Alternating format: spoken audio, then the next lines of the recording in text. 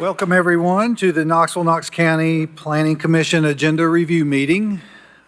Assisting me today is Director Amy Brooks and our counsel, Tasha Blakeney. Director Brooks, you want to take it from here? Sure.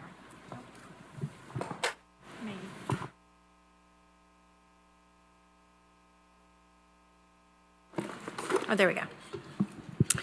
Good morning, everyone. So I just have a few updates on our work program to share with you all today. I'll be brief. We do have a long agenda today. So as you all know, we are in the second phase of the advanced Knox process. So we'll be moving forward hopefully next month with a contract with a consultant to assist us in the county in creating the county's new Unified Development Ordinance. The process to update the regional mobility plan is still ongoing. It's been a bit slow this summer, but it's expected to kick back up this fall with a call for projects and some community engagement that will lead to project selection and prioritization this fall. I sent you all an updated form yesterday. You may or may not have had a chance to look at it, but it's just a FYI. We have updated one of our forms to help reinforce to applicants the importance of reaching out to surrounding property owners and residents. If you have any questions about that, please just let us know. It is guidance that we provide applicants with on a monthly basis, but we just kind of added it into our process and procedures to reinforce that. Our GIS team recently completed publication-ready maps for CAT's 20 new routes and system-wide map. The work has been done in support of the CAT Reimagine project, and it goes into effect August 26. Our team has spent a couple weeks working closely with CAT to produce these products, and they will be disseminated to the public shortly. Also in support of CAT, planning staff are well underway on the Priority Investment Areas grant-funded research and policy development project. As you all might recall, I've mentioned this project before, but we've received financial support from FTA, the Federal Transit Administration. Our work officially got kicked off in June and will identify transportation corridors in the city where transit-oriented type development will tackle social and economic needs like access to employment, affordable housing, and reinvestment and redevelopment of underutilized corridors in the city of Knoxville.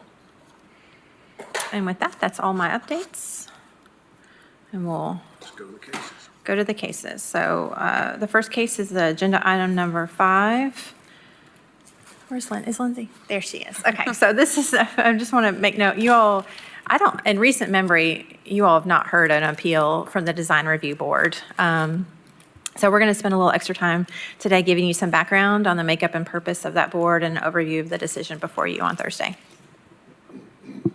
Okay, so 8A24OB is an appeal filed by the Overlook Owners Association Incorporated. They are contesting the Design Review Board's approval of a new construction project at 0 West Hill Avenue. So for context here, the Planning Commission will consider this application de novo, new, and they may affirm, modify, impose restrictions, or overrule the action of the board.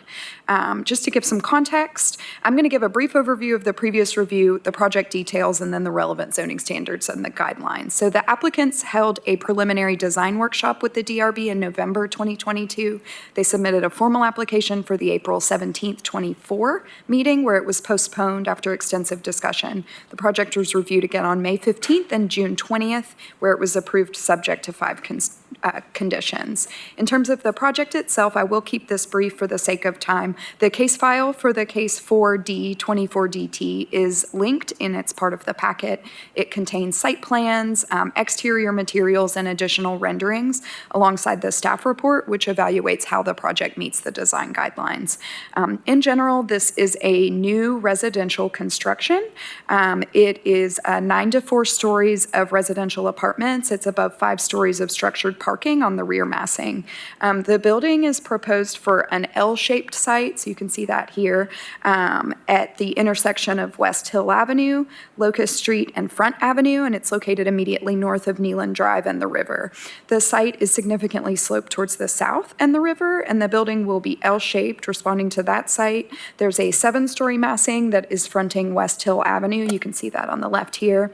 And then it extends south along Locust Street, and there is a larger massing that faces Front Avenue. One other thing I'll note here is that this parcel here fronting Hill Avenue, and my cursor is calling it out, that's zoned DKG, which is the grid subdistrict, and then the remaining parcels are zoned DKB, the Boulevard subdistrict. I'll just discuss those further, but those are two different subdistricts in the downtown Knoxville zoning that relate to both the zoning code and the design guidelines. Very briefly, this massing fronting Hill Avenue is clad in brick veneer. It has vertical metal accents. And then as the building extends south along Locust Street here, there is a central section clad in metal panels. And then you can see the larger massing that fronts the river on the left here. There are 5 full light entry systems that are spaced along the Locust Street elevation. And then we can see here the massing that faces the river. It features a cast-in-place concrete parking garage clad in metal vertical fin screening. There's a residential section made of several different sort of massings, and it is proposed to be clad in hard coat stucco. There are single light storefront windows and glass balconies on elevations. And then you can see here the elevation that's facing towards Henley Street. So in terms of the design review board, one element of this incorporates review of the base zoning. So we try to identify in advance kind of zoning or building code issues that might occur during permitting. So the downtown Knoxville zone has a set of dimensional and design standards that are related to specific context, those sub-districts we've discussed. And those charts are illustrated here. This is Article 5.5 of the zoning code. The proposed project meets all of the dimensional and design standards in the zoning code. It does not require any sort of variances, whether from the DRB or the Board of Zoning Appeals. One element I'll note here in terms of the design standards is a step back that's required for any buildings that are over 5 feet in height. They are required to provide a step back from that street level above the 3rd story and below the 7th. So that has been incorporated here. The primary focus of the Design Review Board is related to these design guidelines. They serve as an additional layer of design review and public process by the Design Review Board. The memo associated with this case file, it's the first page, it provides further information on the makeup of the board, but it is a 10-member board appointed by the city mayor and confirmed by council. And so they are charged with reviewing the design guidelines. Overall, the design guidelines are, and this is from Article 16.5, they're intended to be applied in a flexible manner to respect the needs of the development while encouraging the design to respect the context of nearby buildings, the streetscape, and downtown as a whole. So in lieu of going through all of the design guidelines, I will refer you again to that staff report for Case 4D24DT. It does provide a list of all of those and evaluates how the project meets or doesn't meet guidelines. On a high level, the downtown design guidelines are extensive. They start large with broad concerns that are related to the public realm, including pedestrian safety. There are guidelines associated with parking garages, making sure they don't contain blank walls, making sure that buildings engage the street as much as possible, and then sort of broader things about downtown beautification. They then move to the private realm and focus on the buildings themselves. The emphasis throughout the design guidelines is how the buildings reinforce the pedestrian activity and relate to the pedestrian at the ground level. It also emphasizes that new buildings should relate to the others in the context. So, we look at the block, the sub-district, and then downtown as a whole. Finally, getting even more narrow, there are design guidelines related to architectural elements, ground floor windows and doors, and then there are some design guidelines that are related to these sub-districts. So I've I've put on the screen here the Boulevard Subdistrict. Those are in there as well. So the Design Review Board, just in summary, they're charged with interpreting quite a lot. They interpret the design guidelines and they apply those to specific sites and projects based on that staff recommendation. So I'm available to answer questions on the Design Review Board application and review process, the project itself. We have the DRB's purview, and then the DK zoning code and the design guidelines.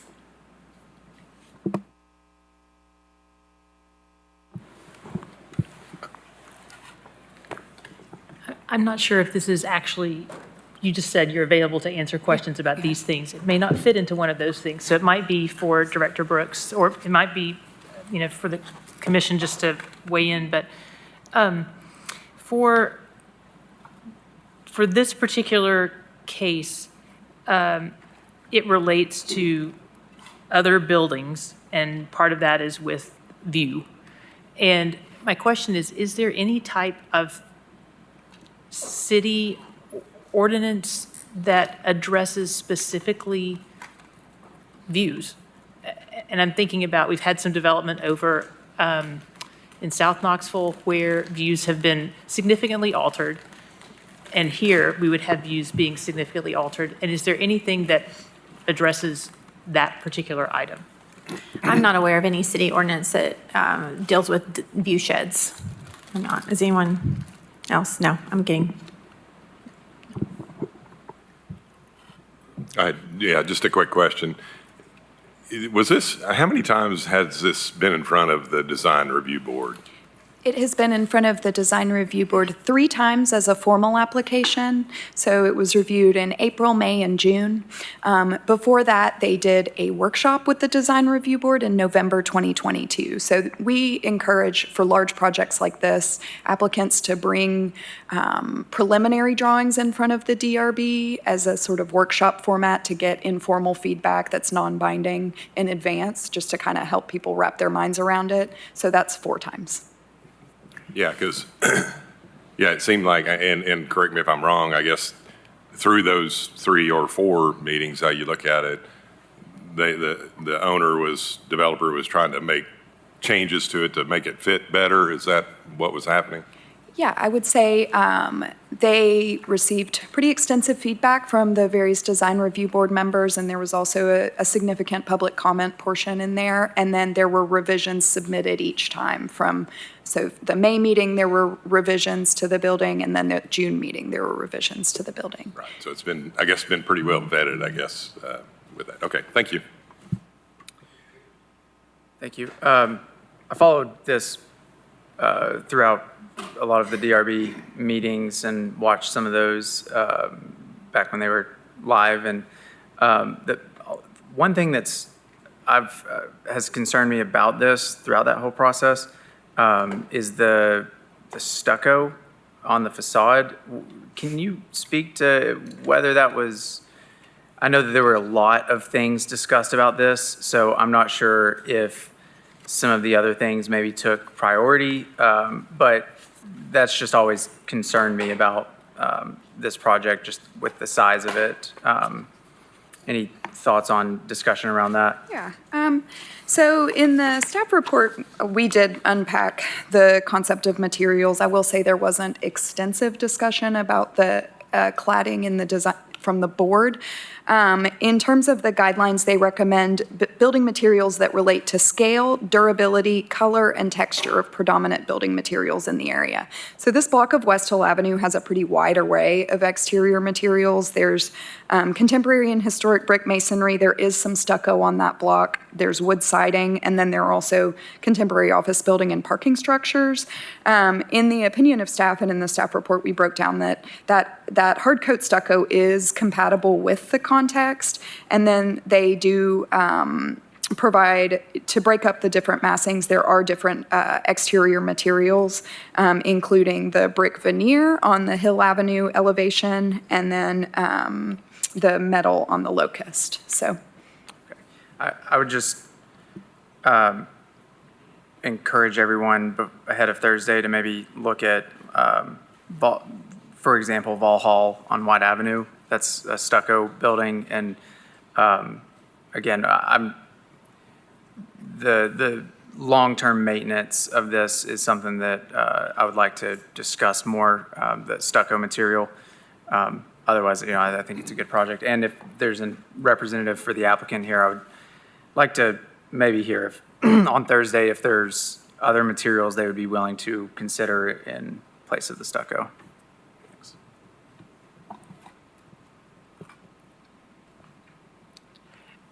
Thanks. One more question. Can you pull up the view of the project that shows its relationship to Nayland and the river? Yeah, I can provide some. There are some renderings in the application packet, and I can go through those.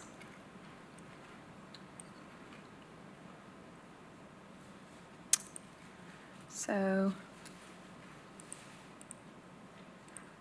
is this the one you're looking for? Actually, I'm trying to, I guess, have the view from Nayland or from the river, not from Henley. Okay, yeah, that helps. So that's Front Avenue right here, and that's Locust. So just to confirm, that relationship with Nayland does show pedestrian usage there and that stair step up in terms of that setback, the third story. Correct. The building step back is shown there, and then there is a step back on the other elevation that's closer to Henley Street. And then the additional application packet does have some information on the pedestrian access on the site. Hold on. So you can also see this here. They have provided some information on very preliminary proposed crosswalks and landscaping and sidewalks around that property as well. Okay, thanks. Lindsay, can I ask you a question? In reviewing this application, or this case, should we basically look at what the design review guidelines were and, in our opinion, decide whether the applicant met those guidelines? And then if not, maybe recommend changes to to what was approved by the design review guideline? Is that how we should look at it? Yeah, I'm going to defer to our director for that one. Yes, yeah. As Lindsay mentioned, you all are supposed to consider it like a new application, obviously take into consideration what has already been done, recommended on this particular project, but it is within your purview to affirm, to modify, send it back to DRB or overrule their decision altogether. So yes, you all can put additional conditions on the approval. So does that answer your question? Yeah, and so is the person who is the Overlook Association that wrote the appeal, is there something that they are in disagreement with on the approval, or do they just want it denied and sent back? They will, on Thursday, be here to make their case as well of why you all should overrule the decision. Okay, thank you.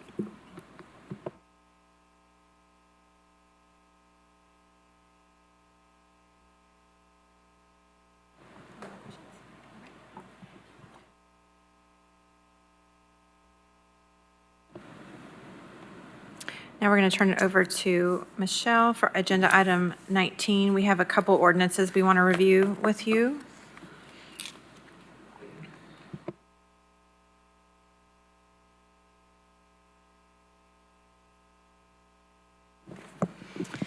Okay, thank you. This is number 19 on the agenda. It's pertaining to a city ordinance 4-A-24-OA. It's standards for multiple lots without street frontage using access easements and flag lots.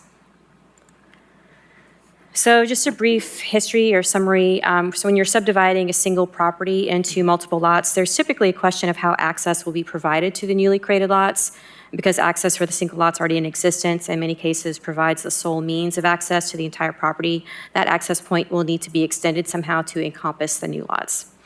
Providing access has historically been a little more challenging depending on the width of that access point, especially because previously in the subdivision regulations, we only had one type of access easement available to residential properties. And that was the exclusive permanent access easement, or the EPAE. It could serve only one additional lot beyond the lot it crossed through for access to a public street. And once an additional lot was created, a private right-of-way was required. And there's two sets of standards for private right-of-way, those that serve up to 6 lots and those that serve 6 lots or more. But either way, there are many criteria to meet, some of which were not necessary for one additional property or basically a 2-lot subdivision. So this led to people sometimes creating a series of adjacent flag lots instead, with the flag stems appearing one right after another. As you can see here, multiple access points concentrated in one particular area. And for people who may not be familiar with the term flag lot, it's a type of lot where access to the public street is provided along a narrow access strip that we call a flag stem. And then the shape of the lot itself is typically rectangular, though it doesn't really have to be. Typically, this configuration allows one or more lots to be created beyond an existing house by creating a driveway in the flag stem portion that connects to the street. And so this option negated the need for an access easement agreement and allowed each property owner to own their own access. However, it also created a situation where multiple driveways or access point occurred very close together, often on classified streets, which creates a safety concern. And particularly, you can see in this example how there is a blind curve right there. So that led to the creation of the shared permanent access easement, or the SPA for short. And so that allowed people to divide between 2 and 5 lots using one means of access versus the multiple flag stems that you see here. It should be noted that the last update to the subdivision regulations, all of the various access easement types were combined into one in the subdivision regulations, though they did retain the requirements that were within the SPAE. And so that brings us all to the flag lot portion of our proposal, where we're proposing that serial flag lots be prohibited. Since the access easement does provide a safer path forward, the prohibition does not limit the ability to subdivide the lot. And so we're also saying a flag lot is a part of the development where the flag stem or access strip holds that access easement for other lots. We're proposing that that be subject to a new subsection we're creating, which I'll go over shortly. The other things for flag lots, we are proposing for dwellings on a singular flag lot to be staggered so that 70% of the new structure is located out of a projected line of the structure in front, so that they're not directly behind the front dwelling, to avoid situations where the front flag lot is directly behind and facing the rear of the dwelling in front. If that's not possible, we're proposing a Class A landscape buffer be installed in the front of the flag lot dwelling to create a visual screen from the view of the dwelling in front. And so that brings us to the other issue we're having, is that the city zoning ordinance currently requires all structures to face the street. And this creates a situation where the rear house is likely to be directly behind the house facing the street. So again, its applicants have a view of the rear facade of the structure in front. The city has seen some variance requests as a result of this requirement for non-street facing lots. So while an access may solve the problem, the easement may solve the problem of multiple access points, it's still subject to many of the same issues as a series of flag lots when it comes to development pattern. So in terms of building orientation, it creates a situation where the front of one house faces the rear of the other. It lacks cohesiveness in the site plan and a relationship between the structures. It also creates a pattern of houses that lack a strong relationship to the street, pulling them back and making them feel more isolated than other houses in a typical neighborhood pattern. And it does not contribute to neighborhood character. It creates developments where houses are hidden and pulled away from the street. So we are proposing for structures to be able to face the easement instead. And that's in situations where multiple non-facing lots use an access easement. So the front yard of those properties would face the easement with the front setback measured from the access easement instead of from the lot line that runs parallel to the street. And this creates more of a street edge along the easement for a stronger relationship between the structures themselves and between the structures and the easement. We note that this standard does not apply to the house that uses the easement that faces the street. That would still be required to face the street to kind of continue that street relationship. And so just kind of looking a little bit before we dive into some of the other diagrams, just wanted to be clear on how this works. So the solid line here is the lot line, then the dashed is the access easement that holds the drive aisle. So the drive aisle is not the entire width of the easement. They're two separate things. Note here, the easement terminates. There's that solid line at the lot line. The driveway of that lot continues. And that's important basically because of the language that we've included in here. So when we were looking at Article 4.3.d, their proposal is for the lots without street frontage that use an access easement for access to be subject to the new requirements instead of the standard setback requirements of the zone for situation where multiple lots without street frontage are using the easement. And I'll turn on my laser pointer here. So again, there's that termination point. So this is the projected lines. If that easement were to keep going, that's where that would occur. And so we're proposing for that front lot to also have that same setback starting point from measurement, if you will, to, again, promote that street edge. So we're requiring a minimum front setback along the access easement to a new residential structure, and 20 feet if there is a carport or garage, and that's to allow for vehicle parking in front of the garage to meet the parking requirements of the ordinance. So lot width would be measured from side to side this way instead of what is typical this way, so not parallel to the street. Side and rear setbacks would remain the same, subject to the zone's requirements. We're also proposing that block face setback requirements don't apply to lots without street frontage that use an access easement since they're not located on the street. And to that end, we've added an asterisk next to the block face requirement in Table 4.1 with a note at the bottom referring to the new standard in 4.3.d. So ultimately, the goal is to create a relationship between the buildings. I'm not going to go into all of the amendments. There's a summary at the end of the memo, including your packet, that does provide a list of the affected sections pertaining to these standards. For example, the EN zone and standards for duplexes were affected, and they have new language that refers to this standard. They wouldn't be affected unless someone used an access easement. But I am happy to answer any questions. Will that access easement be a new street? No, an access easement is not a street. It's not a private right-of-way. It's basically just using someone's lot to cross through it to get to access to your property.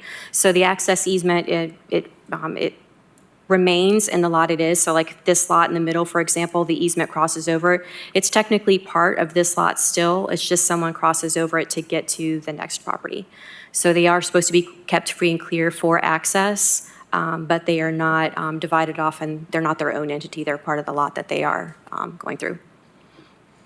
So if someone wants to do this to their lot, if they can do it in the dimensions appropriate to the current code, say it's RN1 or RN2, would they have to still go through like a subdivision approval process? What would have to happen? Yes. They would still have to do that? Yes, any subdivision requires approval at some level, whether it's administrative by staff or whether it comes for you all.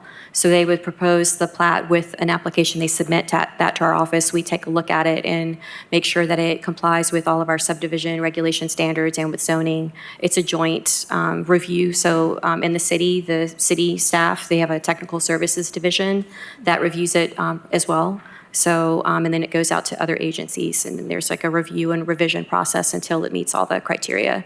So the easement itself is part of the subdivision regulations. It's already in place. So this is just proposing that the front of that access point be the front lot, the front setback and the front yard for that property that uses an access easement if it's not facing the street, and there are multiple of them. Michelle, pardon me if you already addressed this, but will that easement be a private road? No. Or it will not be a private road? No, so it's not required to be a private right-of-way unless there are 6 or more lots, and it's not required to be like any sort of street or anything like that. So it really is, it's almost like a shared agreement between property owners saying that, lot owner A saying, hey, lot owner B, lot owner C, you can use my property for your driveway. So it's essentially like a shared driveway that extends through each property until you get to the ones behind. And who's responsible for maintaining that? Is it? So there's an agreement that's drawn up that everyone has to sign that abuts it, so that if something happens or to maintain it, they all pool together and maintain it together. I got you. Yeah.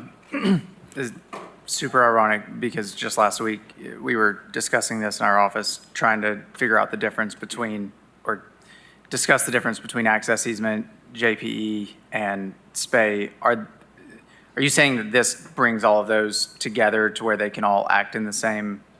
That was actually done in the last update to the subdivision regulations, which I Okay. think was a couple of months ago. It was approved. So now instead of having the EPAE, the SPAY, the access easement, those are all grouped together now under one term, access easement.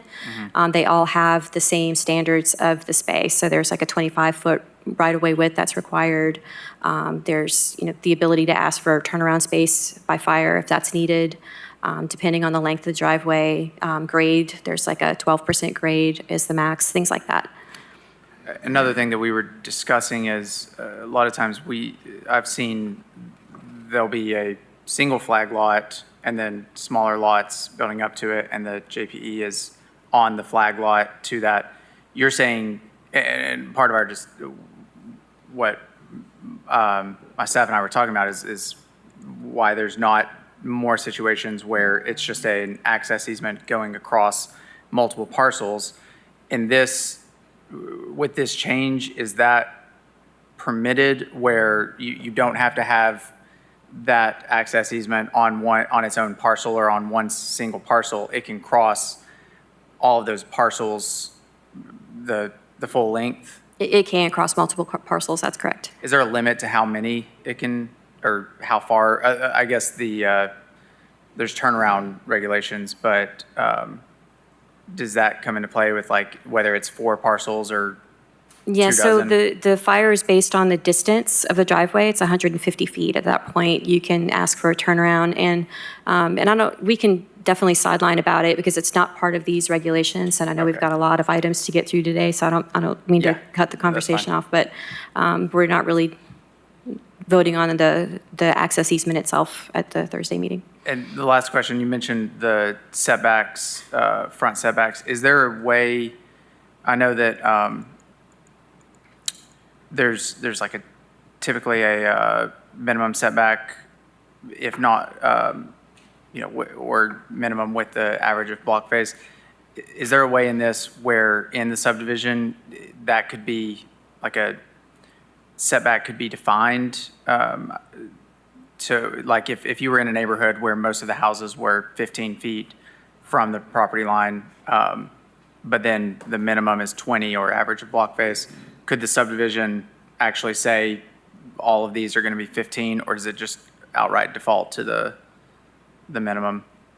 So the houses along the street would still follow the block face requirement. It's just the houses that are beyond that first level, that first row of houses. So they would not follow the block face. They would follow what we're proposing, assuming if it does get approved. I don't know if that answers your question. Yeah, no, I was just curious if there's a way, because I know I've seen subdivisions where they set setbacks. If there was a way to utilize different things, if there were specific cases, like if it were in an area where typically the house would be 15 from the street or something, but I Are guess you not. asking if there's So, flexibility built into this or the ability to build Yes. flexibility into this? I don't know that there really is at this point, and it's also going to just pertain to how wide the space is that they have to work with. So I think if this, right now it's 10 feet, they could do bigger if they wanted to, if they have the available land to do that. I think if it went any smaller, then that's when they'd probably have to go to a BZA for a hardship, but they could certainly do deeper if they wanted. okay, thanks.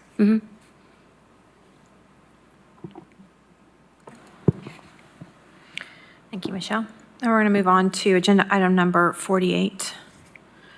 Okay, so this one is in the county. This is the addition of standards for drive-through facilities and the addition to drive-throughs for the CA and CB zones, and then also I'm just referring to the drive-through standards in the commercial zones that already allow drive-through facilities. So brief history on this one. This stemmed from the Alcoa Highway Study. It was originally part of a larger group of amendments that went before County Commission in February and March of 2022. That group of amendments was sent back to the Planning Commission for further review at its second reading and was later separated into 2 separate parts. So we worked with a great group of stakeholders, including Knox County Codes and Administration, Knox County Engineering, members of the development community, Knox County Planning Alliance Group, and a few Knox County commissioners also participated. So the first of the separated amendments proposed residential uses to be added into the CA and CB zones was adopted in 2024. This amendment is for drive-throughs only.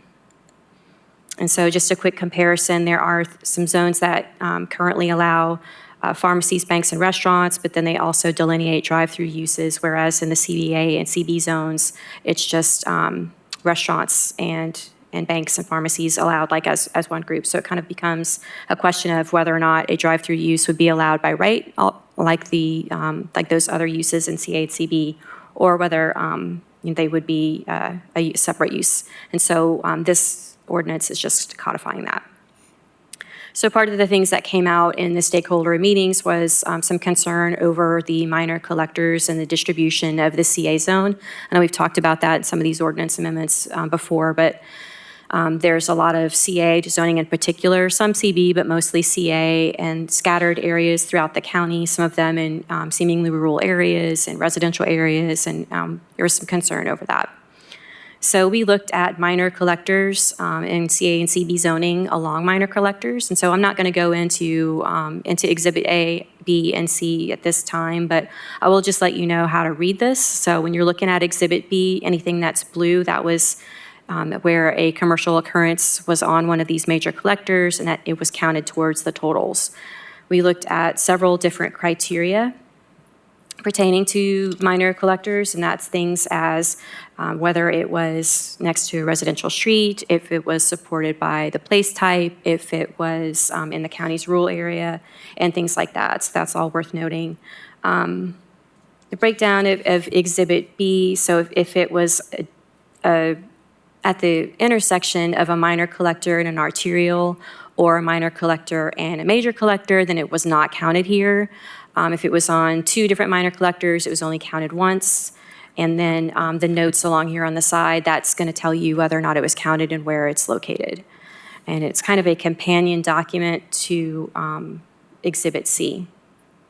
It's also worthy to note that there are several instances of what appears to be commercial nodes. When you look at the zoning map, there'll be a group of parcels zoned commercially, but then when you look at the existing land use, you see it's residential, single-family residential, vacant, rural residential. This one's a church. And then when you look at the aerial view, it's really quite rural in feel.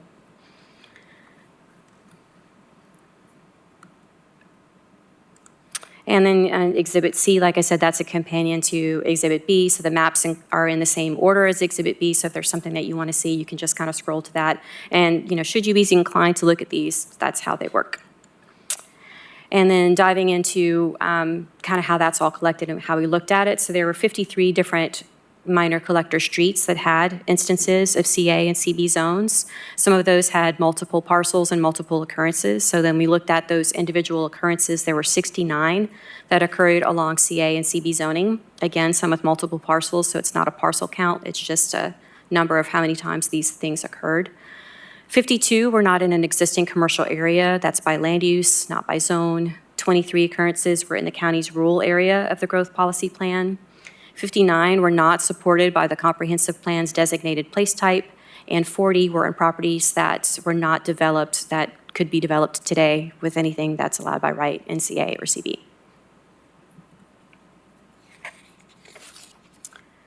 So this data led us to limit drive-throughs on minor collectors to properties that are not located in the county's rural area as designated on the growth policy map, so that are allowed by right on arterials, and they're by use on review in major collectors, but on minor collectors, they're use on review if they are not in the county's rural area. That's what we are proposing. But regardless, there are some standards for drive-through facilities that we've developed. There's 2 different levels. So in general, for any zone, a drive-through would have to meet these. So there's general standards for drive-throughs, establishing stacking of vehicles and vehicle light screening. So drive-through lanes have to be located and designed so that to ensure that they don't adversely affect traffic circulation on adjoining streets. And then there's minimum stacking requirements to kind of help with that. So there's 4 vehicles that can be stacked. That's a minimum for a restaurant. And then there's 3 for other drive-throughs like a bank or a pharmacy. There's standards for the width of the lane and for vehicular light screening from public rights-of-way, for safety purposes to avoid glare. Outdoor speakers are capped at 75 decibels. This is in alignment with the county's noise ordinance requirements for commercial businesses between the hours of 10 and 7. And so 75 decibels, that sounds pretty arbitrary. Most of us don't know how that really relates. So here's some data from the Center of Hearing and Communication. So they've noted that normal conversation typically registers at 60 decibels. But they've also grouped together some of these other things. So I've put a red box around those that are pretty similar to that 75 decibel level. So an alarm clock registers at 65 to 80, TV audio at 70, coffee grinder. There's power lawnmowers in this one, freeway traffic, things like that, just for a little bit of context. And so all of that led us to believe that there should probably be an additional level of standards for drive-throughs when they're next to residential properties. And so for these, we've got sound level, we've got speaker box locations. So the sound level here would be measured at the property line between a shared residential use or shared property line of a residential use and a commercial business with a drive-through, and that's 65 decibels. And the speaker box location, we're proposing for that to be mounted on a separate box next to the car, with the drive-through lane having maneuverability to allow the car to drive right up to that box, so that the sound is going from the box, being absorbed into the car versus being in the menu board and being dispersed into the environment. We also have noise reduction methods. If the sound level can't be achieved through those design methods, there's there's a design mechanism that drive-through speakers can use that allow you to turn the volume up and down. HUD's noise guidebook provided some barrier wall standards. That's included as the preferred method, but it's not required. There's other things like that that can be done to attenuate the sound. So looking at exterior lighting standards, there's standards for lighting levels, dimming devices. We're recommending a cap of 0.2 foot candles at shared residential lot lines. And this is higher than what you'd see by Dark Sky International, by the Illuminating Engineering Society, or the U.S. Green Building Council. But it is in compliance or in alignment with the county's strictest lighting standards that we currently have, and that's the TO zone. And so we didn't feel like it was appropriate for us to be any stricter here on something that would be allowed in a base zone. So that's why we kept it at that same level. So for landscaping, there's 2 options for screening at shared residential lot lines. One of them involves staggered evergreen trees with shrubs. The other has got staggered evergreen trees with staggered ornamental trees. They've got options they can choose from. But if the drive-through is situated where the lane makes the vehicle light shine directly into a residential property, then we are requiring shrubs to be planted there at a height of 4 feet to capture that standard headlight height. So that would keep the glare from going into people's windows if they're trying to sleep and things like that. And with that, I'll take any questions. I know that was a lot of information. Yeah, it's a lot. Yeah. Just to clarify, thing 1, are the changes that are being proposed here making drive-throughs no longer a use on review in any case? No, so if they're located on for CA and CB, if they're located on an arterial, they would be a use permitted by right. They would still be subject to the general standards of a drive-through, but they wouldn't come before you all. So then if it's located on a major collector, it's a use on review, you all would see it. If it's all on a minor collector, it's use on review and you all would see it, but would it not be permissible if it was in the county's rural area? Another question, just looking through the draft, one of the red lines noted that Planning Commission would no longer be able to modify the hours of operation. I don't think that was saying that you couldn't modify. It was just saying that it's not putting it in there that you will automatically do that. So we're going to be still asking for business hours to be provided. And as a use on review, you all always have that ability to make those kinds of condition changes. That is not how this seemed to read. Let's go into that. I see Commissioner Gill nodding. Do you know the page number? Are you looking at it right now? Yeah, so in the case file, it's page 6. It's under Exhibit A, and it's, It says thank you, the Planning Commission may impose conditions modifying the permitted hours of operation, and that line has been struck. Okay, hold on, that doesn't mean you can't do it. It's not putting it automatically that you can. So it's not taking away the right, it's just not putting it in the ordinance amendment that you can. It's not saying that you cannot. So if it's not replacing the language that you can by saying that the Planning Commission cannot. But hold on one second, let me try to get there. If it's not, if it's being struck because it doesn't want to plant the idea of imposing conditions in the Planning Commission's mind, I think it should still stay there, because when you're trying to make decisions on this, and we've already heard this earlier in today's session, we need guidance about what we can and can't do. So if this line is saying, you may do this, I think it's helpful, but Wait, will you remind me what page number you're on so I can pull that up? Sure. Page 6 from the version that's online, and it's Exhibit A, Proposed Amendments to the Zoning Code, Item 2. So 6 on this part, not 6 down here? Okay. Yeah, that's it. Okay, so you're proposing that we want to keep that line in?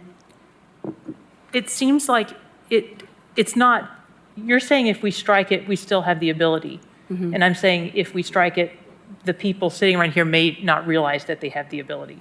Yeah. So it seems like if it's left in, it's still not saying that we have to. It just is reminding us that we can. That you can, yeah. That was just something that came out of the stakeholder meeting. If you all wanted to, amend make a motion and Yeah. approve this without striking that line, you certainly could. Okay, that you've clarified. Thank you. Okay. Okay, all right. Thank you, Michelle. We're going to move on to, we have another ordinance amendment in the city. It's item number 20. And as Mike is getting hooked up, I'll just give a little background. So this code amendment before you has been on Planning's work program for several years and was replaced there at the request of City Council. Looks like Mike's ready to go, so I'll just turn it over to him. Yes, thank you. So as Director Brooks just mentioned, that it's been in our work program for a bit. It was a request by City Council to consider and make recommendations for adding architectural design guidelines to the CG1 zone. The CG zone has 3 levels of intensity. It's the CG1, CG2, and CG3 zones. And as the numbers go higher, the more intense the zone, more intensity the zones allow. The CG2 and CG3 zones already have design standards. The CG1 does not. Other things that we are considering as part of this, and this wasn't necessarily part of the request from City Council, but it's more of a clarifying item, which is to clarify which design standards apply for residential structures in these non-residential zones. So I'll step through that in just a second. Ultimately, the recommendation is to essentially apply the CG2, CG3 design standards to the CG1, and also make that clarifying language for residential structures. One of the driving factors here is the intent of the CG zone, which I kind of highlight on the right side, which is to promote mixed-use development in a pedestrian-oriented environment that recalls the city's traditional business districts and offers flexibility in the creation of integrated commercial, office, and residential spaces. And that's across the board, CG1, CG2, and CG3. And as I step through the guidelines real quick, or the design standards, you'll see that really if we're trying to apply, if this is the intent of the zone district in all 3 intensity levels, the guidelines or design standards that are already in place for CG2 and CG3 should just be brought over to the CG1. Real quick, just wanted to show what the difference between the 3 districts are from a dimensional standpoint. So this is not changing. These are the dimensional standards. The Main difference between the CG1 and the CG2 and CG3 is CG1 has a lower height limit. CG2, CG3 have higher maximum heights, and even the CG3 is technically it's unlimited height. But the CG2 and CG3 have what we call build-to zones, which require buildings to be moved forward to the site. So a certain percentage of the building has to be within 0 to 15 or 0 to 20 feet of the front property line. In the CG1 zone, there is no build-to zone, so really the building could be located anywhere on the site. It could be pushed up to the street, just like the CG2 and CG3 are. It could be pushed back towards the back of the lot. There's no restriction there. So going into the design guidelines, I'm not going to go through these in complete detail, but just want to highlight a few things. So applicability, this is only for new structures and for additions of 30% or more to an existing structure. For the facade, there's 3 different elements. There's a facade design, fenestration design, and commercial site design. Facade design is only for facades facing a public road. Fenestration design is, again, for facades facing for front facades. So that's literally the front of the building facing a road. If there's a side elevation facing a road, that's not the front facade. So fenestration does not apply. And fenestration is the things like glass area, doors, anything that's a penetration through the wall. There's 2 different elements. There's a ground floor fenestration of 30% along I'll get into a little more detail in a second, but 30% along the ground floor, 15% on all upper floors. And then the last part of it is really more like a best practice kind of a situation for the commercial site design.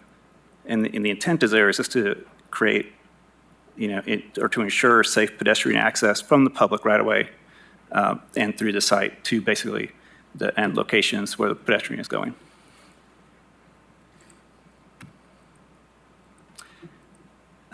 Facade and fenestration design. So if you look at the building on get my pointer on here, on the left, the ground floor fenestration is 30% transparency between 2 and 10 feet from the ground level. So we're not looking at the very bottom of the elevation. We're looking at the area of a storefront that's where you would typically see more glass area to begin with. On the upper levels, it's only 15%, but that's the entire wall area of each floor. Another element is the blank walls. Blank walls is basically anything that does not have some kind of fenestration, doors, decorative elements, banding, medallions. So anything that has some level of articulation to the facade is not considered a blank wall. It's literally just like same material, flat across, no change. That's a blank wall. On the ground floor, it's 30 feet horizontal length. You can't have a blank wall longer than that. On upper floors, it's both horizontal and vertical.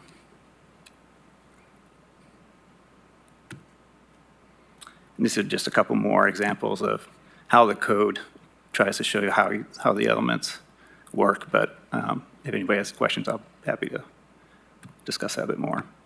And just a quick example of the site design standards. The building on the left is kind of getting at what we're wanting, a sidewalk from the public right-of-way to the structure, good access around the structure for pedestrians. And on the right is one of the older developments, they just weren't required to do it. There's no sidewalk to the public road. Obviously, there's no sidewalk in front of this building, but still at some point in time there will be. So we want to get that set in place. Building materials are also part of the design guidelines. So on the left, there are some building material restrictions. And even though they call this prohibited materials, technically you can use up to 25% of the facade can can have these materials, so it's not a complete prohibition. Concrete masonry unit, so CMU blocks is typical flat blocks. Aluminum, metal, like aluminum, steel, and other metal sidings that are not considered architectural metal siding. That's a kind of a nuance, but architectural wall panels are a little different. Exposed aggregate concrete walls, T11 composite plywood, plastics, and vinyls. So those are all elements that are limited. And then for the residential design standards, which was the part that the city council didn't necessarily ask for, but it's probably important to just go ahead and clarify in the ordinance. So right now, residential structures have two different design design standards if you're in a non-residential zone, like the CG zones. They have to meet both the commercial design standards that we just discussed and the principal use standards of Article 9.3. And this create conflicts. So you're basically trying to meet two separate design standards with a structure. So what the proposal is just to say, okay, if this is a residential structure in these non-residential zones, they just need to meet the principal use standards when there's a conflict. So transparency levels is one conflict. Basically, like for a multifamily structure, an apartment building, principal use standards say 20% transparency for the entire facade. But then you go look at the commercial design standards and it says 30% on the ground floor, 15% on the upper floors. So you have that conflict going on. With this amendment, residential structures would just only meet the principal use standards. If there's not a conflict, then the commercial standard would still apply, but only when there's a conflict goes to the principal use standards. This is just an example of how the zoning code, again, is trying to show how the different design standards apply. And I'll answer any questions. Mike, would parking be allowed in front of the building in CG1? Yes.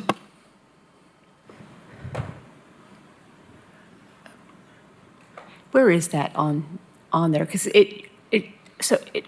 my understanding, you're putting CG2, CG3, these guidelines that you just went over are now going to be applicable to CG1? But you... Yeah. So there's no... So as I mentioned, CG1 does not have a parking location standard. A building can be located anywhere on the site. It can be pushed back to the back. It can be pushed up to the front of the building or to the side. It could be pushed to the side. It's really a more flexible zone district than the CG2 and CG3 from a building location standpoint. There's nothing in the current design standards that says, like in the CG2 and CG3, that say you cannot have parking in front of the building. Because technically, I'll go to There's nothing in this example here. It's kind of, it's not kind of, think of this as an L-shaped building. So say if the cut was more like here, you'd have a space in front of the building. So the CG2 and CG3 only require a certain amount of the building to be located close to the street. So you could have an L-shaped building in both of those zones where, the part of the building is close to the road and then the part of it's further back, and you could have parking in front of part of the building between the road and the building. So it's just not very easy to fit parking between all of the building in CG2 and CG3. It's virtually impossible because of the building So if zone. there is parking in front of CG1, is there now landscaping required? Landscaping is, there's parking lot landscaping standards that apply in some instances for larger parking lots, but there's also site design or site landscaping that's required along the base of buildings when the building is more than 10 feet away from the public road, or when there's parking up adjacent to that facade of the building. What about between like the sidewalk and the parking lot? anything like that? It depends on the size of the parking lot. If it's, and I'm not sure, I think Brian's already left. Yeah, and again, I just want to clarify that this is. I got turned off. Oh, I'm sorry. Yeah. Yeah, Turn the- me off. I did. I don't have to talk. I just want to clarify that this is just aligning the design standards across CG1, CG2, and CG3. We didn't, this is not addressing any other portion of the code or the dimensional standards of CG1, 2, or 3. So this is just aligning those design standards across the three. Yeah, if the parking lot is less than 10,000 square feet, I think, then there's not there's not interior parking. I don't think there's external perimeter parking or landscaping either. Oh, I'm sorry, I didn't. Yeah, I'd have to look at that code a little closer. There's a but- 6-foot front on the smaller lots, but not on the interior perimeter. Yeah.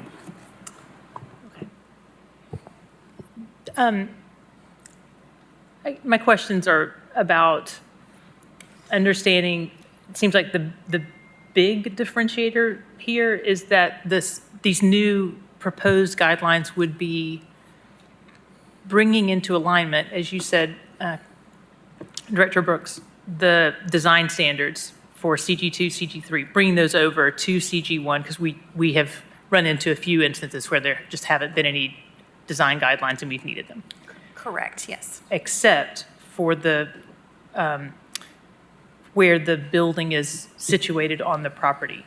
Correct. That's a separate ordinance that we've worked on in the past, and that you all will see again. But this is just specifically design standards, because it has come up on a number of different occasions, like, well, if this property, if we could just do design standards, if we could just apply those across, those that are already applied to 2 and 3, apply those in CG1. But isn't I'm losing my language now, the lot line where it's situated, being pulled close to the road, wouldn't that be part of a design standard? Not necessarily, no. I mean, I think it's no, that's part of the dimensional standards. Okay. So how does what we're talking about right here relate to the corridor work that we have discussed in the past about, because that's where we're trying to build out that more walkable zone, kind of taking the downtown and like expanding it as possible through these major arteries, and CG1 is the primary zone aligning or lining those arteries. How does this start to work in conjunction with that? I think it's all related. I mean, you all have already considered those Bill 2 lines, those amendments. This body passed amendments to the CG2 and CG3 and along certain sections of corridors. It went to city council, then it got kicked back to us. It's been on the table, it just got removed from the table. So it'll be something that you all will consider sometime in the near future. I don't know if I'm answering your question, but it's related, but I don't know that it necessarily has to be tied to these design standards. That makes sense. I don't know if I'm answering your question or not, but. You are, because they are, you're answering it, I hear you say, they are related, but we're just looking at this one thing today. You're going to see more stuff on CG1 soon. CG2 and CG3. So there was an interest in looking at, is there some type of flexibility that can be built into, related to those Bill 2 lines and how those are applied and where they're applied along corridors, based on areas that we think might have the potential to be more walkable in the near future. Again, design standards and dimensional standards are only one component of walkability. Right. And I would say that there's just a lot of other factors that go into making a place walkable that need to be considered. So just to clarify one more time, what we're talking about today, the design standards for CG2 and CG3 are in large part being brought over to CG1. They are completely being brought over. So it's the same design standards that are utilized in 2 and 3 will be applied to 1 as well. Except for where the building is positioned on the property. We are not aligning all the dimensional standards across CG1 and CG2 and CG3 at this point. That's not what our recommendation is. So if I am a CG1 owner, I now have, and I'm coming in the process now, I've got design standards that I can look to, but I still have the freedom to not worry about where my property is located on the parcel. Correct. Yeah, there's not a build-to line. And so is it currently the onus of Planning Commission, if that's the one big difference, and we see a brand-new property coming in, and they're asking for 1, 2, or 3, for our body to be really aware of that specific difference? Because if they are in CG1, the way that the automobiles move around that space and the way it's positioned is really going to be determined by that one zone. Yes, I think you all should take into consideration the dimensional standards when you're considering those types of requests from CG2 and CG3 to CG1 and then vice versa, whether or not it makes sense for that particular piece of property.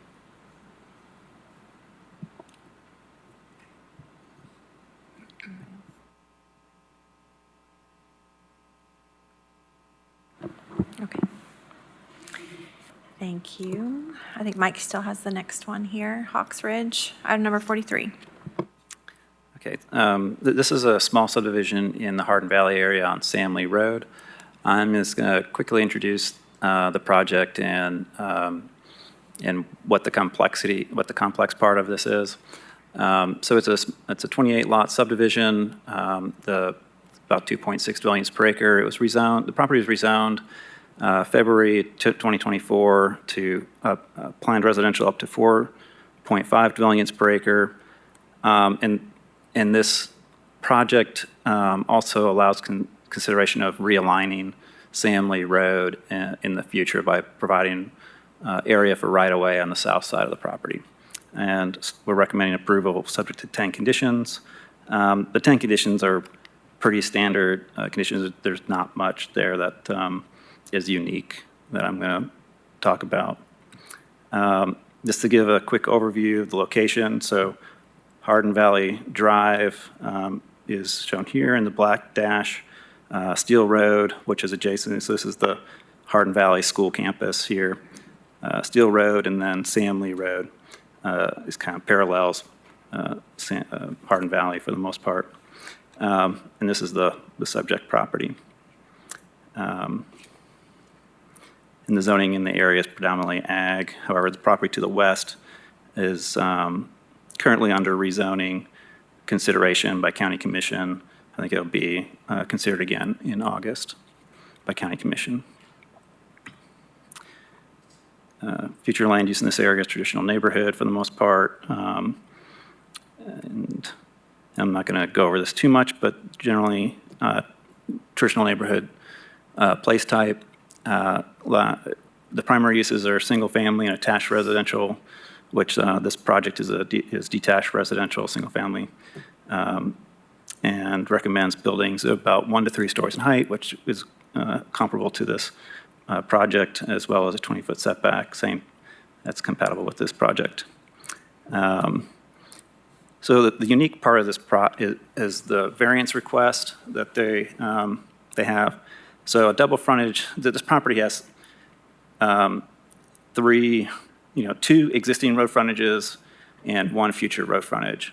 Sam Lee Road is a collector, so it's classified. Double frontage lot is any lot that has 2 frontages that along roads that do not intersect. So all these lots along Sam Lee, except for these corner lots, are double frontage lots.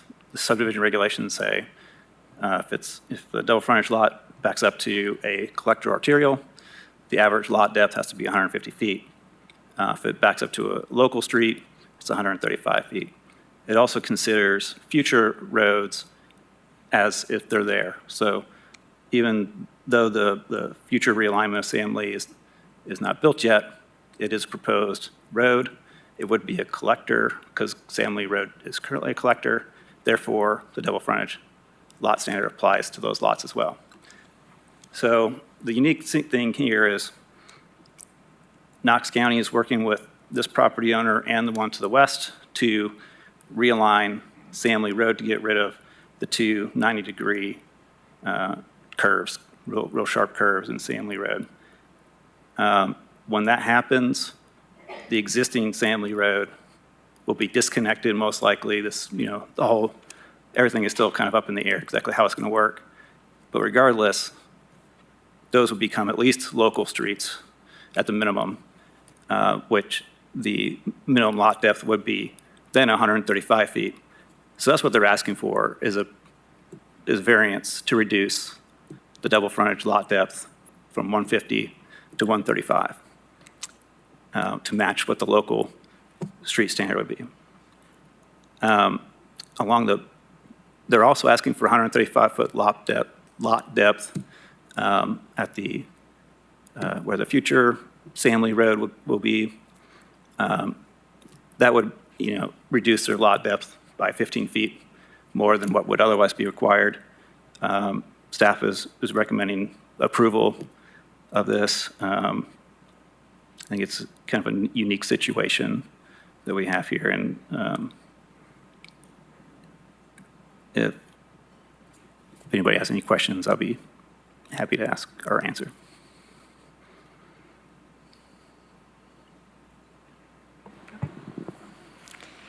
Thank you, Mike. Okay, now we're going to move over to agenda item number 35. It's a rezoning. There's some neighborhood concern about this particular piece of property, about the road not being wide enough to accommodate additional houses.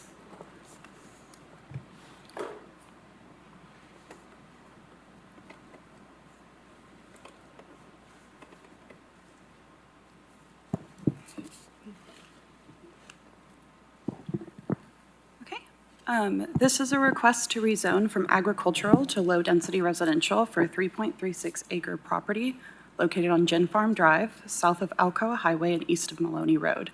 It is worth noting that the property sits on the city of Knoxville boundary line.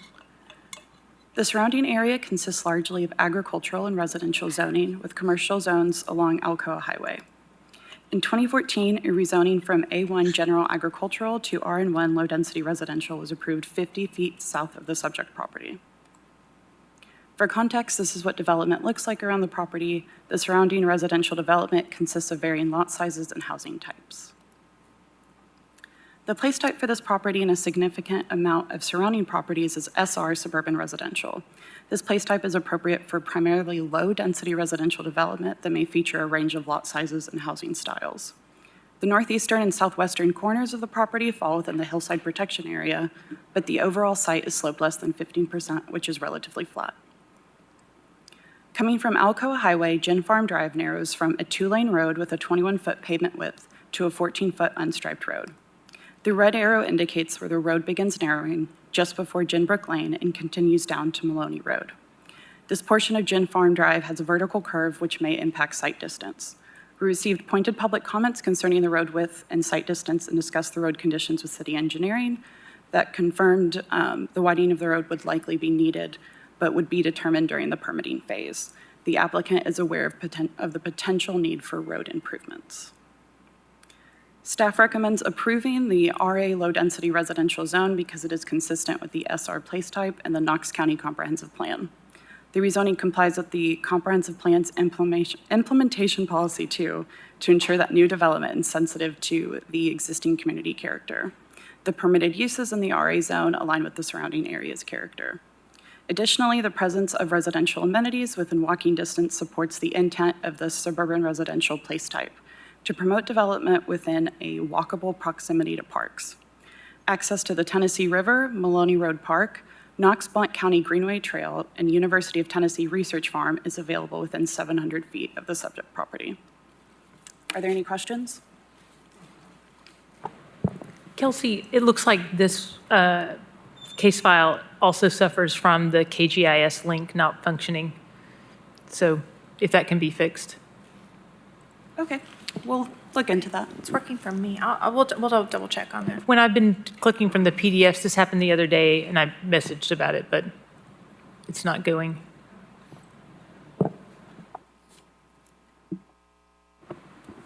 Okay, thank you, Kelsey. We are going to move on to agenda item number 25. Samuel's, the next two cases are his.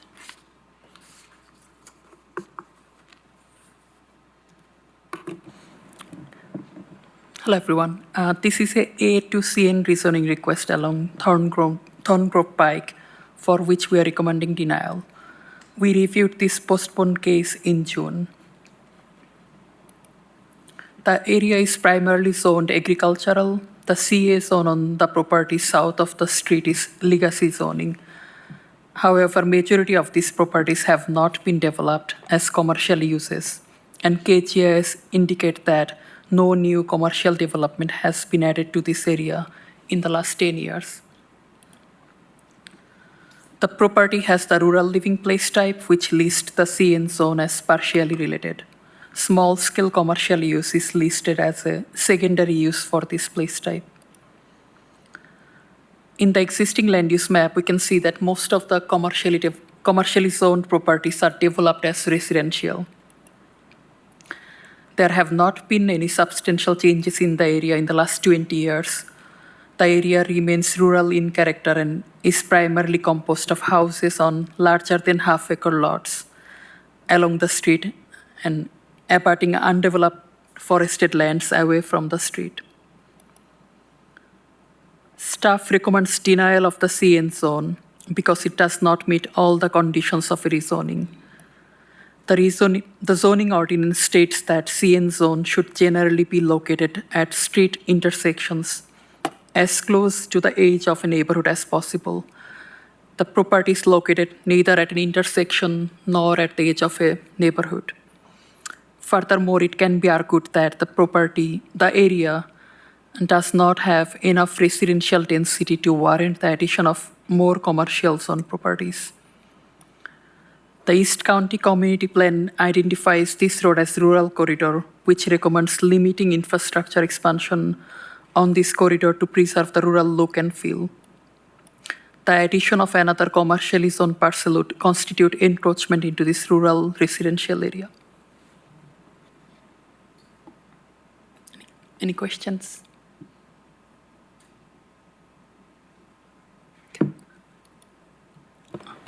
Yes, thank you, Samuel.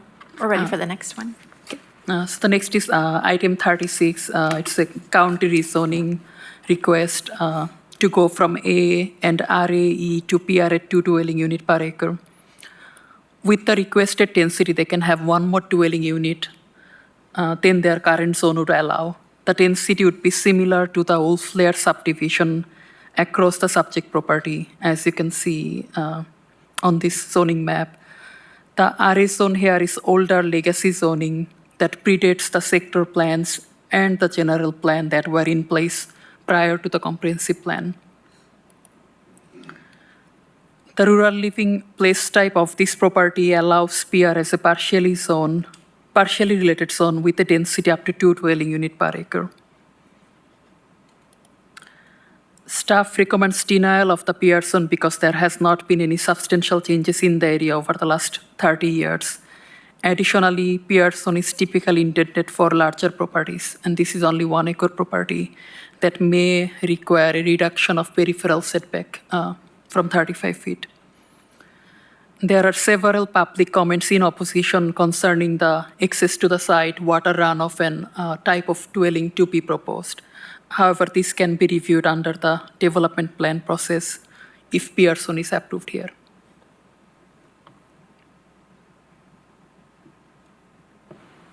Any questions? Okay. Thank you, Samuel.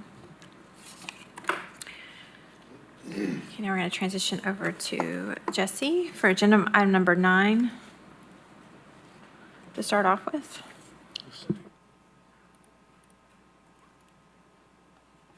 Excuse me.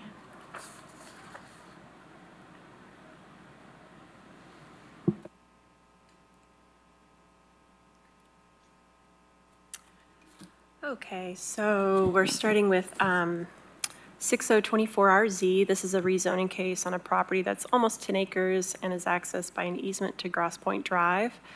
The request is to rezone from RAE, exclusive residential, to planned residential up to 4 dwelling units an acre.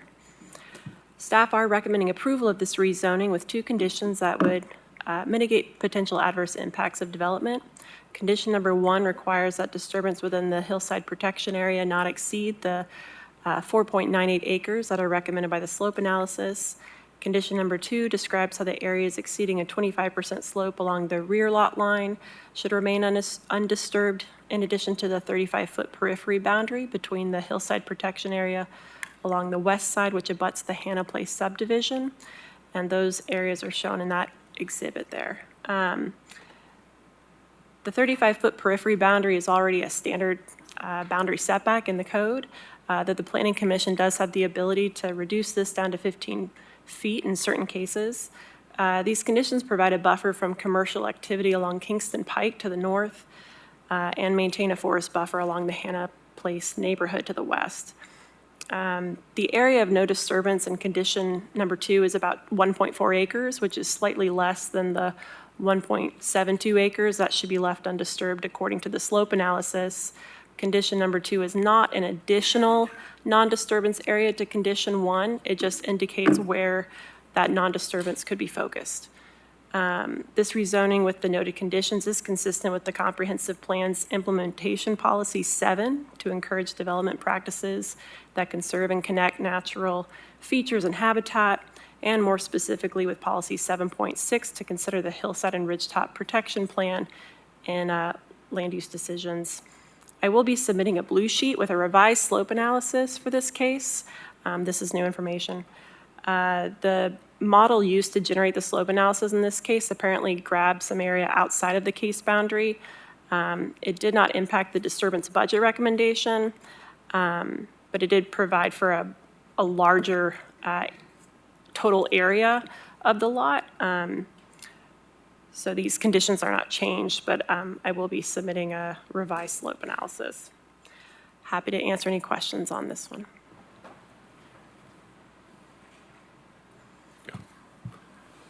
So I guess, I don't know that this is a question, more of a comment or a concern, because I guess I've noticed this over the last few months. I seem to remember some of the properties out on Chapman Highway and some of these ones we've been looking at with respect to the hillside and ridgetop protection plan. I guess where I'm a little confused, it seems like on some of the applications, and I even went down through what's here today, sometimes it looks like we're trying to apply the hillside and ridgetop, which is, it's just recommendation. It's not enforceable in the county. It is in the city. I'm confused about that, I guess. So I have a bit of a concern. But even then, I don't know that it would be being done consistently. Because, you know, again, just throwing this out, and we can talk more about it Thursday, certainly. You know, like there's one on Ball Camp that has some hillside on it, but there's no mention of conditions with respect to that. But then there's another one on Maryville Pike that had the analysis, and then there's a mention of a condition, you know, with the hillside on it. I mean, as far as I can tell and understand, all the hillside is just recommendations. It's not to be enforced necessarily through conditions or things like that. So I just wanted to mention that.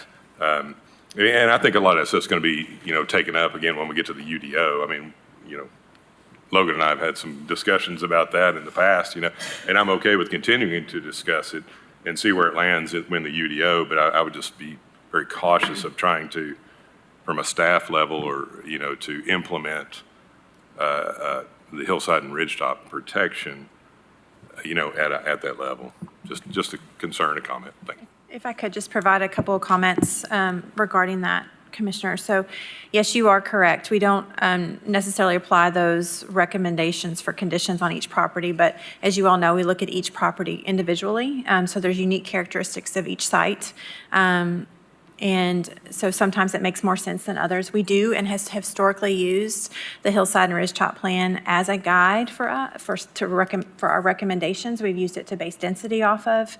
And yes, we can go back and look at and see, you know, I'm sure there's been a number of cases where we have made recommendations to you all to add a condition that was informed by the hillside and ridgetop plan. But you are correct, it is not codified in the zoning ordinance as it is in the city. I just wanted to provide that additional information. It does mean, though, that we have, as planning commissioners, if a case comes through, not talking about this one in particular, but if a case comes through and we've gotten some guidance about that, whether it's the direct recommendation of what the hillside equation would be or something akin to that, that we have the ability to add that as this needs to be included with this case as that goes on to be recommended to commission. County commission. County commission. And then they can do with that as they will. But that's part of our job, is to consider that. And if we feel like it can really make that the best thing that it can be, to include that and send that forward. Correct, yes. Ultimately, it's county commission's decision of whether or not they want to add a condition, but the code does not prohibit conditions related to the site in the county. So, yeah, and please don't anybody take this as an attack on staff or any, because it's absolutely not what I'm doing. I'm just saying the application of it, it can be construed as capricious-ish, if we look at it. I know it's in the judgment of everyone. I just want to be very careful with that.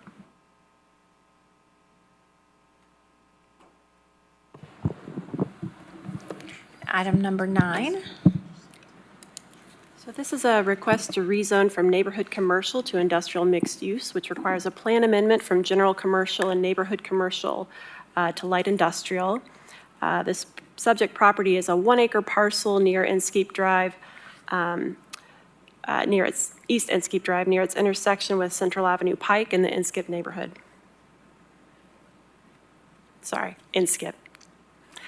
As you can see in the zoning layer, this parcel is part of a cohesive commercial node at the edge of a single-family residential zoning district. The parcel has split land uses, but they are compatible and consistent with the transition from residential to commercial activity. The property is adjacent to a mixed-use special district stemming from the Inskip Small Area Plan, and the plan calls for limiting land uses along that section of the corridor to offices and low to medium density residences.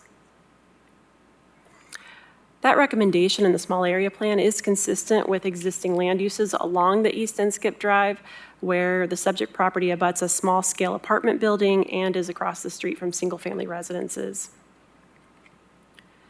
In the aerial map, you can see some of the changing conditions in the area include, I'll get my pointer here, include a large multifamily residential development to the southeast. It's a KCDC development. Inskip Elementary was significantly expanded in 2019, right here, almost doubling in size to provide more classrooms. There's also an office warehouse that was developed within the past year on a general industrial zone parcel. It's part of kind of a legacy industrial area there.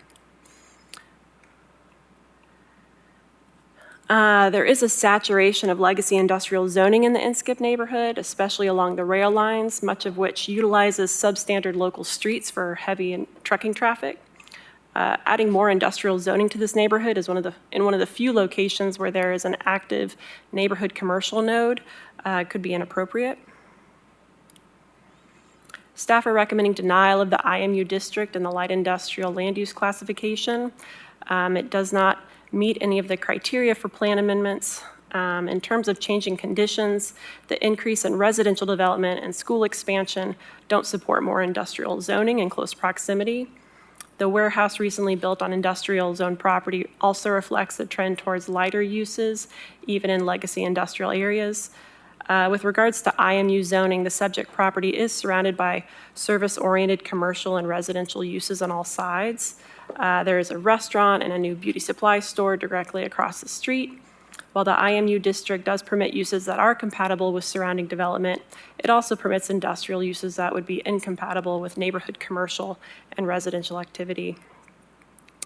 Additionally, the subject lot is not a historically industrial property, which is the intended context for IMU. This location is also served by a relatively narrow and congested collector street where the potential for trucking traffic could have an adverse impact. Happy to answer any questions. Questions? Okay. We'll move on to agenda items 12 and 13. These two rezoning cases are being merged because the reports are similar and they're in close proximity.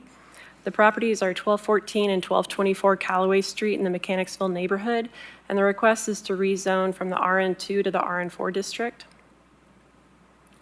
In the zoning map, you can see these parcels are located on either side of an RN4 zone property. The middle property was rezoned from RN2 to RN4 last year per staff recommendation. The case was 7H23RZ. Yet there are several aspects of that property that differ from these cases. The middle property is more than double in size and width than the subject properties, with an area of over 10,000 square feet and a width of 75 feet. It meets the dimensional standards for a variety of housing forms under the RN4 district. By contrast, the subject properties the 8F has an area of 4,046 square feet and a width of 30 feet, and the property for 8E has an area of 3,371 square feet and a width of 25 feet. These properties do not meet the dimensional standards for any of the housing forms typically permitted in the RN4 zone. These properties are considered non-conforming lots of record per Article 17.3 of the zoning ordinance, and this permits development that does not meet the minimum lot size and/or width standards. Another distinction between the prior RN4 rezoning recommendation and these cases is we now have the middle housing standards, which permit a wider range of house-scale multifamily developments for properties within the traditional neighborhood residential land use classification. As you can see, the subject properties qualify for middle housing because they have the TDR land use, so more intensive development than what is standard for RN2 zoning could be pursued.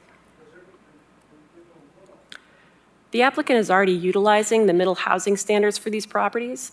On the 1214 lot, the Board of Zoning Appeals recently approved the applicant's variance request to increase the allowed building depth from 50 feet to 65 feet to permit the conversion of the lot's existing single-family house into a side-by-side duplex running from the front to the rear of the lot under the middle housing criteria.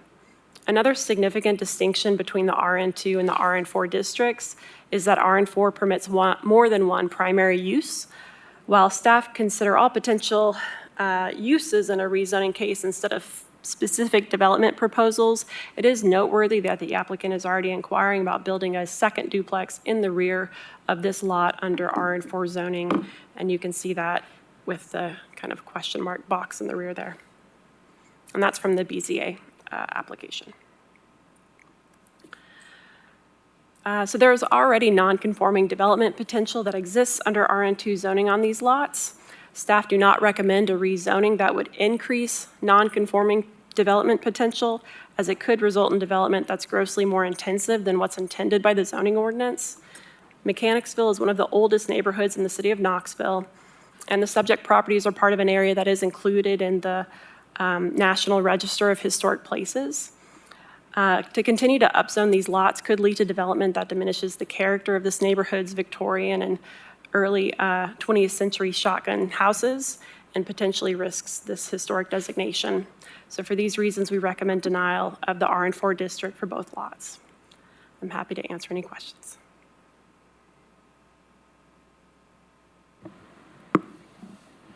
Questions? Okay, seeing no questions. We'll move on to agenda item number 32. This is a rezoning and plan amendment case in the county. It's a 3.89 acre parcel accessing Freeway Heights Drive, which connects to Norris Freeway to the east and Gordon Smith Road to the west. The request is to rezone from agricultural to CB, business and manufacturing, and to amend the place type from suburban mixed residential to corridor commercial. The hillside protection area would be retained. The applicant's basis for a place type amendment to the corridor commercial was that the current suburban mixed residential place type is an error because this property abuts Tyndall's Building Supply, which is a long-standing heavy commercial and industrial business in the area, and that it has direct access to Norris Freeway. Staff have determined that the SMR place type is not the result of an error or omission in the comprehensive plan. This place type is consistent with the existing residential land use of the site, and it's part of a cohesive cluster of SMR designated properties that are residential. The requested corridor commercial place type does not currently exist in this area, and the subject property's location does not align with the intent of the place type. Specifically, the comprehensive plan describes the CC designation as being situated along major transportation corridors and appropriate for uses such as shopping centers. This property's legal access is not directly onto Norris Freeway, but rather is a narrow, unstriped easement leading to a 15-foot wide unstriped local street that primarily services single-family residences. The zoning ordinance describes how the CB zone is intended for a wide range of business and manufacturing uses. The nature of such businesses is to attract large volumes of automobile and truck traffic and to have adverse effects on surrounding properties. The zoning description states that CB is incompatible with residential or other uses that require an environment free of noise, odors, and congestion. The requested CB zoning could have numerous negative impacts on the surrounding residential properties. Heavy trucking traffic and the potentially noxious impacts of manufacturing uses could affect quality of life of surrounding residents and residential property values. The only notable change of conditions that has occurred in the past few years is a surface parking lot that was constructed 2 years ago without permits next to the subject property. It cleared over an acre of forest that provided a vegetative buffer between this heavy commercial activity and residents. The proposed rezoning would further erode that protective boundary and is not appropriate at this location.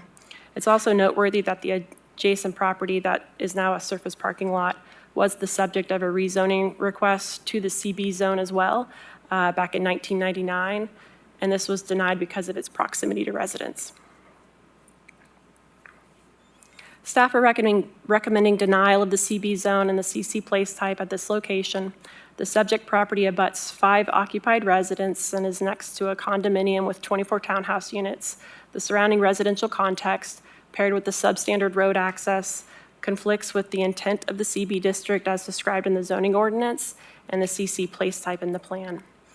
While specific development proposals are not typically within the scope of a rezoning review, the applicant has shared an intention to connect the subject property to the existing commercial properties to the southwest and the northwest. Creating access to either adjacent lot would require grading into previously undisturbed slopes that generally exceed 40%. And if such access was created, it would redirect traffic to Gordon Smith Road, a minor collector. However, these are not the current conditions of the site or the legal conditions of the site yet. If new access was constructed, it would clear portions of this dense vegetative buffer between districts and intensities of land use and would result in more intensive commercial uses encroaching into a residential area. So for these reasons, we're recommending denial. I'm happy to answer any questions.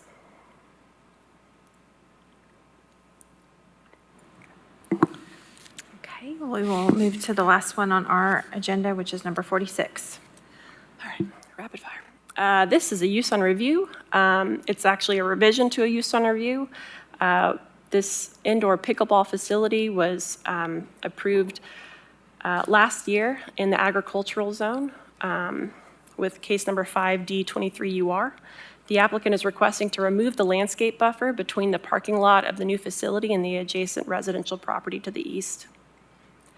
The original plan provides a landscape screen along the eastern lot line containing 2 offset rows of 26 American holly trees and 26 eastern red cedar trees, as you can see at the top there. The applicant is requesting to remove all but 12 of the eastern red cedar trees and cluster them closer to the front lot line. The reason provided is that the slope, which was created by the development and consistent with the original plan, is too steep for the trees to be viable.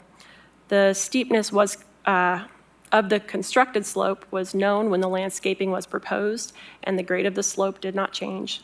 The applicant has provided an alternative plan to install a 6-foot-tall wooden privacy fence along the eastern lot line in place of vegetation, but they would prefer to only install the 12 trees in the revised landscaping plan.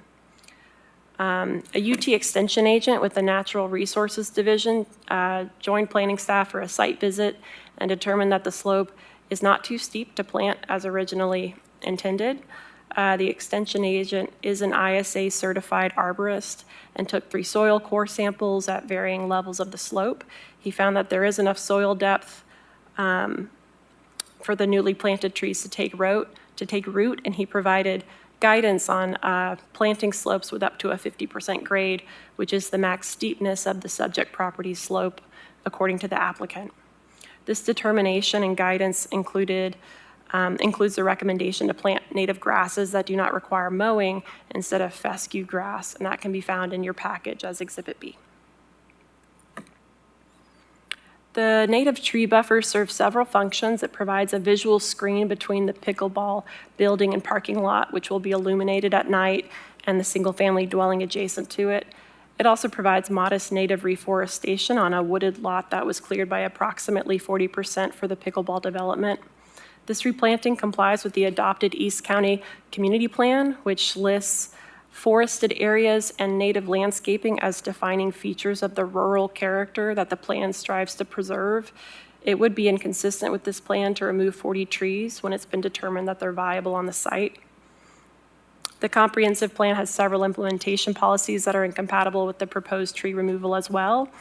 They include Policy 2 to ensure that development is sensitive to existing community character, and Policy 7 to encourage development practices that conserve and connect natural features and habitat. This section of the Strawberry Plains Pike corridor is characterized by significant forest coverage.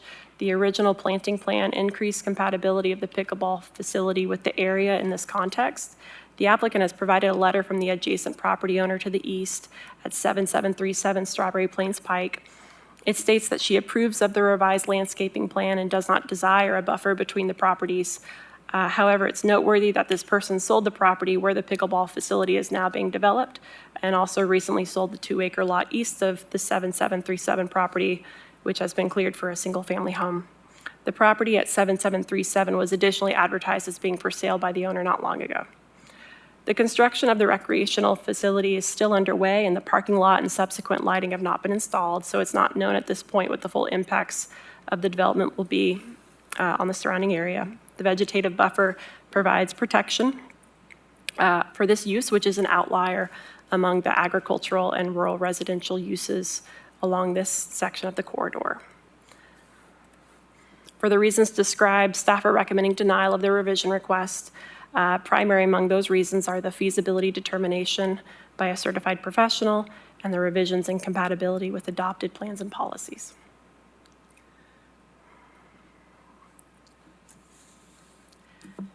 That's it.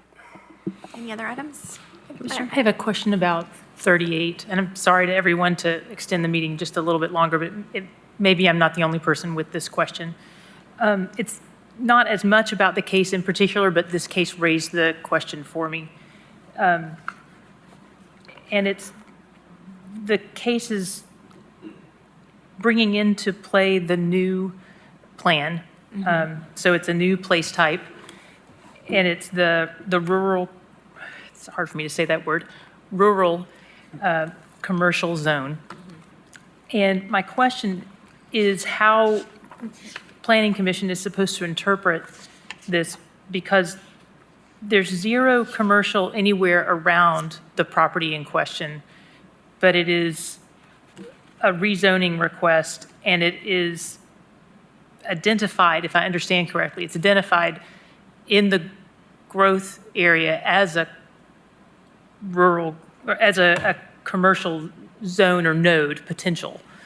And I'm just trying to understand how we're supposed to consider, the plan is saying this is an acceptable sort of thing to do, but there's nothing in that area that fits that right now.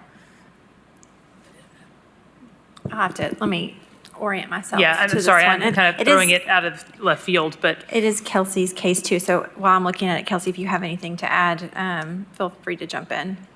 And like I said, it's not as much about this specific case as it is to know how we're supposed to be using this new plan when we're encountering places that don't have that commercial existence or residential existence. You know, it could be anything, but it's Well, the rural crossroads commercial place type was developed specifically for more rural areas where there's not a lot of commercial. So identifying nodes where it might be appropriate for small-scale residentials to serve more rural places.